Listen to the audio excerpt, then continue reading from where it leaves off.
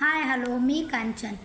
Kanchan stitching या चॅनलवरती तुमचं खूप मनापासून स्वागत आहे. मी आज तुम्हाला बलून स्लीवची कटिंग आणि स्टिचिंग कशी करायची ते तुम्हाला सांगणार आहे. अशा प्रकारे मी कपडा हा डबल फोल्ड करून घेतलेला आहे. कपड्याची मी असं लांबी घेतलेली आहे 22 इंच. मला 22 इंचाचे स्लीव्स पाहिजे होते, त्यामुळे मी 22 इंचाचा घेतलेला आहे. आणि असं ज्या साईडनं फोल्ड आहे त्या साईडनं मी असं 7 इंचावरती मार्किंग करून सोडलेलं आहे. 7 इंच कशासाठी तर आपल्याला पफ स्लीव पाहिजे आहे, त्यासाठी मी 7 इंच पफसाठी 7 इंच ठेवलेलं आहे. आणि मुंडा हा 10 10.5 घेतलेला आहे.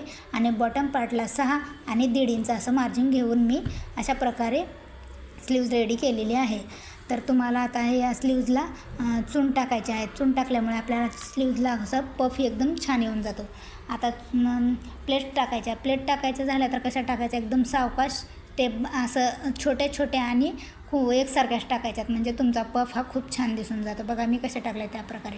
आता मी बॉटम पार्टला ना इलास्टिक लावून घेणार आहे. इलास्टिक हे मी जेवढं मी असं डबल फोल्ड करून बाही घेतली ना तेवढंच मी इलास्टिक घेतलेलं आहे. इलास्टिक हे आपल्याला खूप खेचून लावायचं आहे. तुम्ही जेवढं ओढून इलास्टिक लावचाल ना तेवढंच आपल्याला तुमचा हा पफ छान दिसेल आणि बलून बाही एकदम छान दिसणार आहे, असं फुगल्यासारखी दिसणार आहे. म्हणून इलास्टिक हे जेवढं शक्य होईल तेवढं खेचून लावायचं. अशा प्रकारे बघा मी कशी लावते त्या प्रकारे असं एकदम ओढून, बघा मी कशी ओढून लावते त्याच प्रकारे तुम्हालाही हे इलास्टिक लावायचं आहे. हे इलास्टिक लावून झाल्यानंतर असं इलास्टिकला डबल फोल्ड करून आणखीन एक शिलाई मारून घ्यायची आहे. इलास्टिक हे कशासाठी तर आपला इलास्टिक हे दिसणार नाही आणि आपला इलास्टिक लवकर खराब पण होणार नाही, त्यामुळं डबल अशी शिलाई मारून घ्यायची आहे. बघा तर आता इलास्टिक हे कशा प्रकारे लावायचं तुम्हाला मी दाखवते. एकदम फिनिशिंगमध्ये आपलं इलास्टिक हे लावून झालेलं आहे. बघा असं खेचलं तरी ना आपलं इलास्टिक एकदम मस्त होतं आहे. बघा अशा प्रकारे तुम्ही ही इलास्टिक लावून घ्यायचं आहे.